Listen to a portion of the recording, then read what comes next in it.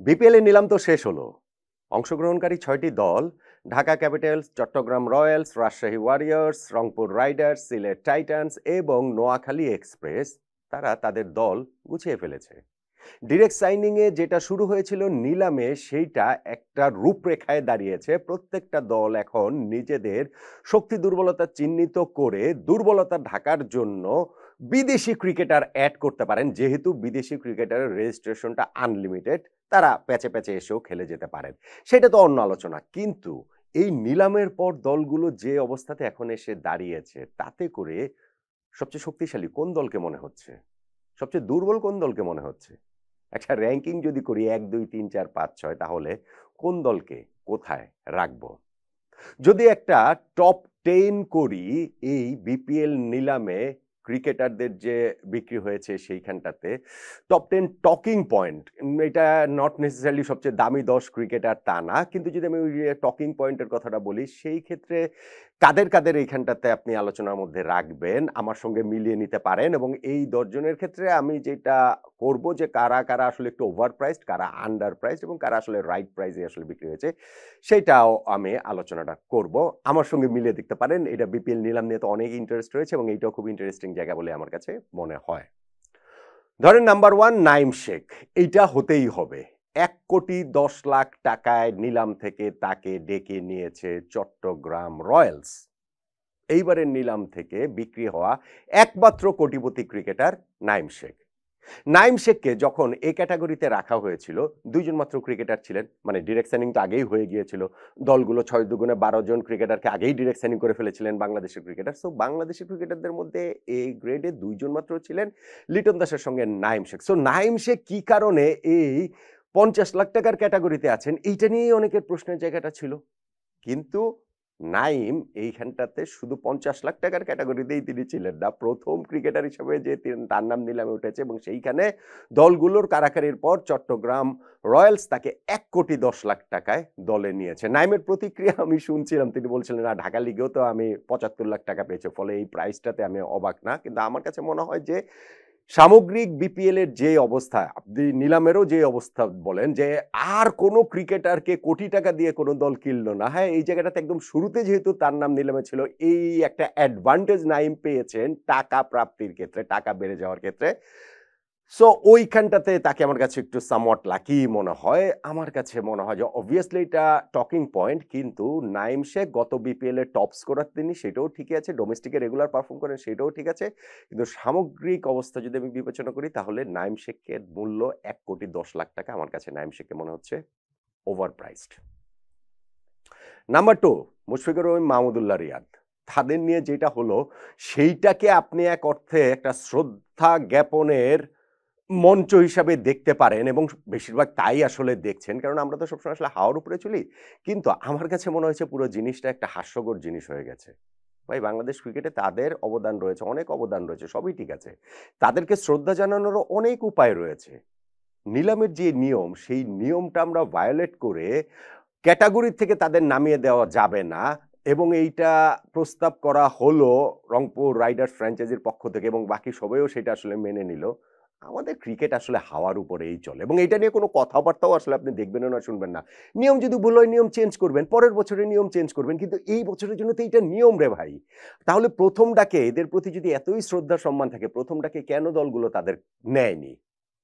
B ক্যাটাগরিতে থাকা এই মুশফিক মাহমুদুল্লাহকে কেউ কেন নেয়নি? যখন তারা আনসোল্ড থেকে গেছেন, ফলে পরবর্তীতে যখন আবার তাদেরকে নেয়ার সুযোগ এসেছে, তখন হিসাবটা হলো নিয়ম অনুযায়ী তাদের গ্রেড নেমে যাওয়ার কথা। বি থেকে তাদের সি গ্রেডে চলে যাওয়ার কথা। ৩৫ লাখ টাকা থেকে বেস প্রাইস ২২ লাখ টাকায় চলে যাওয়ার কথা। কিন্তু বলা হলো যে না, এটা আমরা তাদের শ্রদ্ধা জ্ঞাপন স্বরূপ তাদেরকে আমরা এই জায়গাটাতেই রাখছি। সেইটা আমার কাছে কোনো প্রফেশনাল কথা, কোনো লজিক্যাল কথা আসলে মনে হয়নি। এরপরে রংপুর রাইডার্স নিয়েছে মাহমুদুল্লাহ রিয়াদকে, রাজশাহী ওয়ারিয়র্স নিয়েছে মুশফিকুর রহিমকে, বেস প্রাইস ৩৫ লাখ টাকা দিয়ে নিয়েছে। আমাকে যদি টাকার অঙ্কের কথা বলেন তাহলে সবকিছু বিবেচনা করে আমার কাছে টাকার অঙ্কটা মনে হয় যে না, ঠিক আছে, এইটা ধরলেন আপনি, রাইট প্রাইসই আপনি ধরতে পারেন, কিন্তু যে ওয়েতে হয়েছে সেই ওয়েটা ঠিক হয়েছে বলে আমার কাছে মনে হয় না। নাম্বার 3 রিপন মন্ডল। মাত্র ২৫ লাখ টাকা মূল্যে তিনি রাজশাহী ওয়ারিয়র্সে যোগ দিয়েছেন। Under priced. আমার ধারণা ছিল রিপনের মূল্যটা আরো অনেক বেশি হবে। স্পেশালি কিছুদিন আগে আমরা যে রাইজিং স্টারস এশিয়া কাপে খেললাম এবং ওইখানটাতে তার যে পারফরম্যান্স, ইয়র্কার মেশিন হয়ে গিয়ে যেভাবে একের পর এক ইয়র্কার দিয়েছেন তিনি, স্পেশালি সেমিফাইনাল ফাইনালে টুর্নামেন্টের হাইয়েস্ট উইকেট টেকার তিনি হয়েছেন।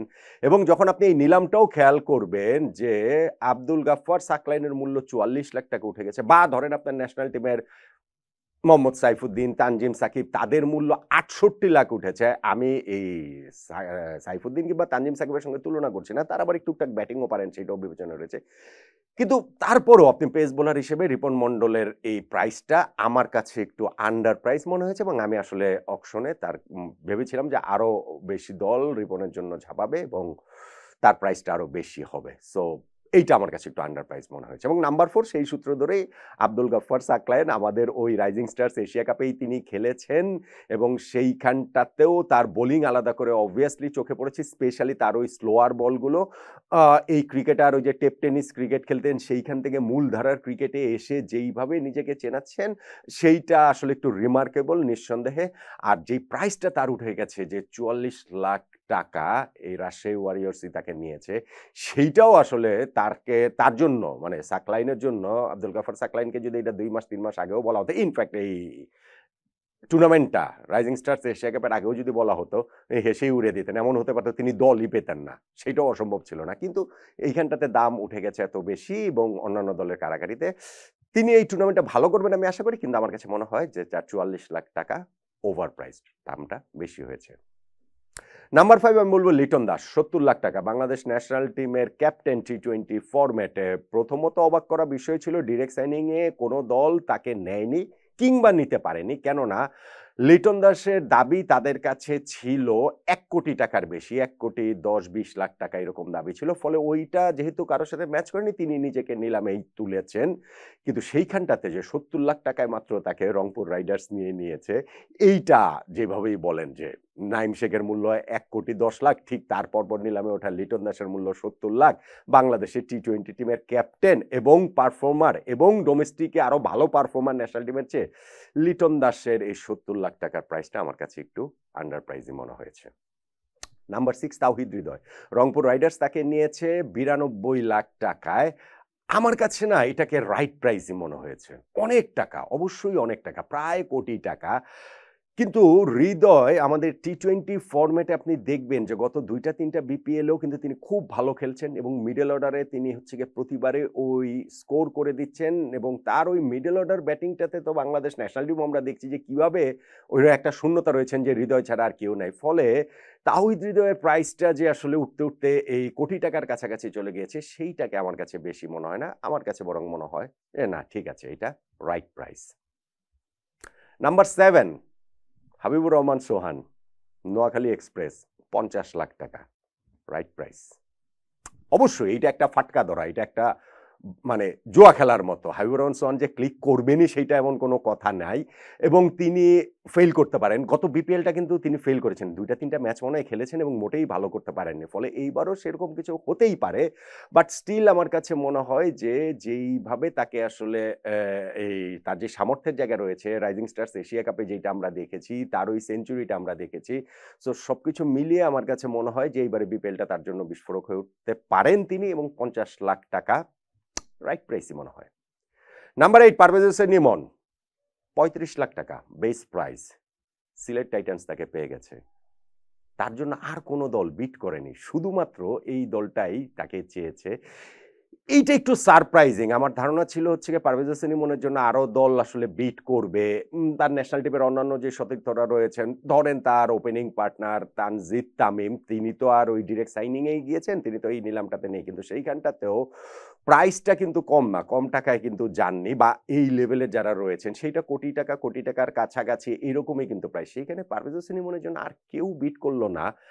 মাত্র ৩৫ লাখ টাকায় সিলেট তাকে পেয়ে গেছে, এটা সিলেটের জন্য ভালো হয়েছে, কিন্তু আমার কাছে এইটা আসলে একটু সারপ্রাইজিং লেগেছে টকিং পয়েন্টের মধ্যে, তাই আমার কাছে এটা আনতেই হবে, এবং আমার কাছে এটা একটু আন্ডার প্রাইজডই লেগেছে পারভেজ হোসেন ইমনের ব্যাপারটা।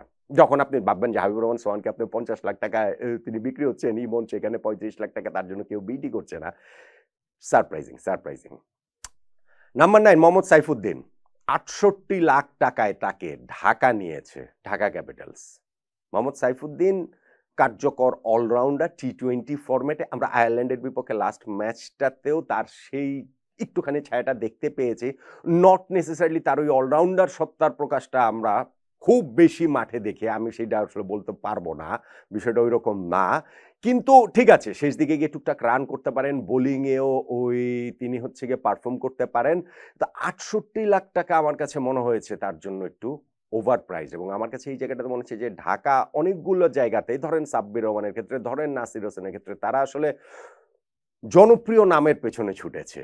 যারা সোশ্যাল মিডিয়াতে ট্রেন্ডিং এর জায়গায় থাকে। আমার কাছে মনে হয়েছে, I might be wrong. So সেই কারণেও হয়তোবা এই জায়গাটাতে মোহাম্মদ সাইফুদ্দিনের জন্য তারা অতটা গিয়েছে, এবং সেই ক্ষেত্রে দামটা তার এত বেশি বেড়ে গিয়েছে। তিনি খুব ভালো পারফর্ম অবশ্যই করতে পারেন, কিন্তু ৳৬৮,০০,০০০ আমার কাছে একটু ওভার প্রাইস মনে হচ্ছে। এবং নাম্বার 10 জাকের আলী অনেক। নোয়াখালী এক্সপ্রেস তো তাদেরকে পেয়ে গেছে, জাকের আলী অনেককে আর মাহিদুল ইসলাম অঙ্কনকে। ওই যে অন্য কোনো দল বিট করতে পারবে না, বেইস প্রাইজেই তারা পেয়ে গেছে। এই নিলামের এই পুরো জায়গাটার একটা গোলমেলে ব্যাপার রয়েছে, নানান রকম ব্যাখ্যার জায়গা রয়েছে, এবং ওইটা আসলে কতটা ঠিক হয়েছে, রুল নিয়ম মেলে হয়েছে কিনা, এটা নানান রকমের ইন্টারপ্রিটেশন আছে। কিন্তু জাকের আলী অনেককে ৳৩৫,০০,০০০ নোয়াখালী এক্সপ্রেস পেয়ে গিয়েছে। সেইটা আমার কাছে নোয়াখালী এক্সপ্রেসের জন্য গুড ডিল মনে হয়। সাম্প্রতিক সময়ে জাকের যেরকম একটা নিন্দামন্দের ভেতর দিয়ে যাচ্ছেন এবং একটু খারাপ ফর্মের ভেতর দিয়েও যাচ্ছেন ন্যাশনাল টিমে, কিন্তু ডোমেস্টিকে তিনি পারফর্ম করেন। আমার কাছে এই ডিলটাকে ২ পক্ষের জন্য আসলে লাভজনক মনে হয়, এবং ৳৩৫,০০,০০০ মূল্যটাও আমার কাছে রাইট প্রাইসই আসলে মনে হয়। তাহলে এই যে বিপিএল এর এবারের নিলাম যে হলো, এত ক্রিকেটার বিক্রি হলেন, আমি যাদের কথা বললাম, আমি ১, ২, ৩, ৪ বলেছি, সেটা কোনো সিরিয়াল ধরে না। আসলে ১০ টার নাম নিয়ে আরকি আলোচনা করলাম তাদের ওই বিক্রি হওয়াটা নিয়ে। নাইম শেখ, মুশফিক মাহমুদুল্লাহ একসাথেই সেটা আলোচনা করেছি। রিপন মন্ডল, আব্দুল গাফফার সাকলাইন, লিটন দাস, তাওহিদ হৃদয়, পারভেজ হোসেন ইমন, এইখানটাতে আরো রয়েছেন মোহাম্মদ সাইফুদ্দিন, আছেন জাকের আলী অনেক, এবং এই যে ১০ জন যে এইখানটাতে হয়েছে, হাবিবুর রহমান সোহান, এই ১০ টাই কি আপনার কাছে মনে হয় কিনা এবারের বিপিএল এর টকিং পয়েন্ট? দলগুলো কোন দল কেমন হলো? এই ভিডিওই তো অনেক লম্বা হয়ে গেছে। ঠিক আছে? সেটা নিয়ে আরেকটা ভিডিওতে না হয় আলোচনা করে দিচ্ছি।